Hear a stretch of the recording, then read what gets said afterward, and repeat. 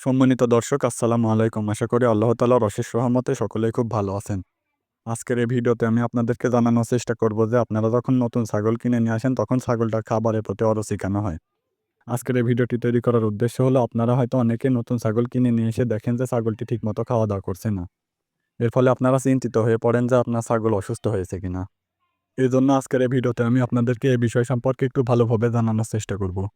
আমরা যখন একটা নতুন ছাগল কিনে নিয়ে আসি তখন ছাগলটি কয়েকটা কারণে অরুচি হতে পারে। এর মধ্যে ১ম যে কারণটি রয়েছে সেটা হলো ছাগলটির জায়গা পরিবর্তন।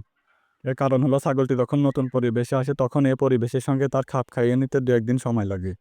এছাড়াও ছাগল কিন্তু তার গৃহস্থের কথা খুবই মনে রাখে। এজন্য আপনাকে সে ভালোভাবে চিনে না, যার কারণে আপনার সঙ্গে তার ভালো একটা বন্ডিং তৈরি হয় না। যার ফলে সে আপনাকে দেখে ভয় পায় এবং খাবারগুলো খায় না। এছাড়াও একটি নতুন পরিবেশে ছাগল এসে ছাগলটি সবসময় ভীত হয়ে থাকে। যার ফলে তার খাবারের প্রতি অরুচি দেখা দেয়।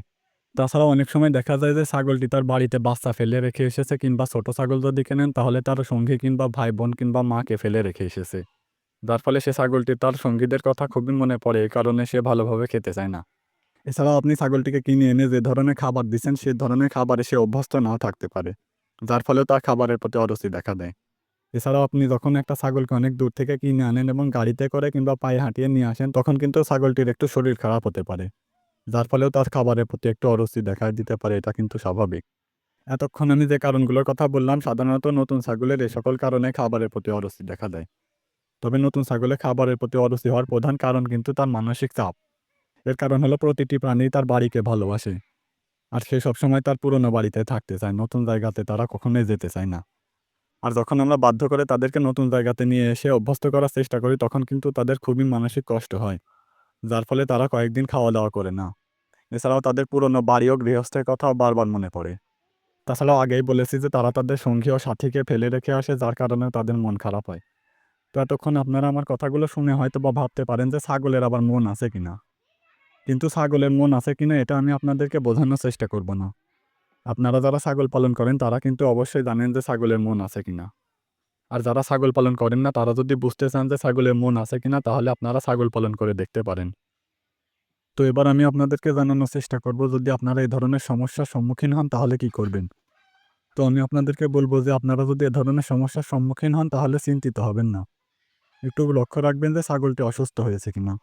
যদি দেখেন যে ছাগলটি সম্পূর্ণ সুস্থ কিন্তু খাওয়ার প্রতি তেমন রুচি নেই তাহলে আপনারা চিন্তিত হবেন না।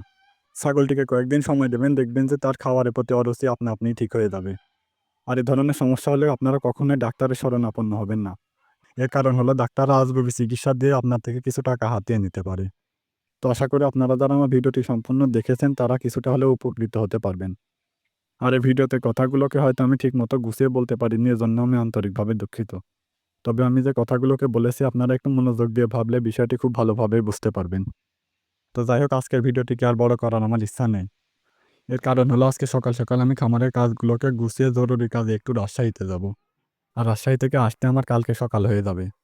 কিন্তু আমি যেহেতু রেগুলার ভিডিও আপলোড করি এজন্য হয়তোবা আপনারা আমার ভিডিওর অপেক্ষায় বসে থাকতে পারেন। এজন্য আমি সকাল সকাল ভিডিওটিকে শুট করে নিয়ে গেলাম। আর রাজশাহীতে কাজের ফাঁকে আমি ভিডিওটিকে এডিটিং করে আপলোড করে দেব। তো যাই হোক আপনাদের সকলের সুস্বাস্থ্য কামনা করে ভিডিওটিকে এখানেই শেষ করে দিলাম। সকলে খুব ভালো থাকবেন, সুস্থ থাকবেন। আসসালামু আলাইকুম।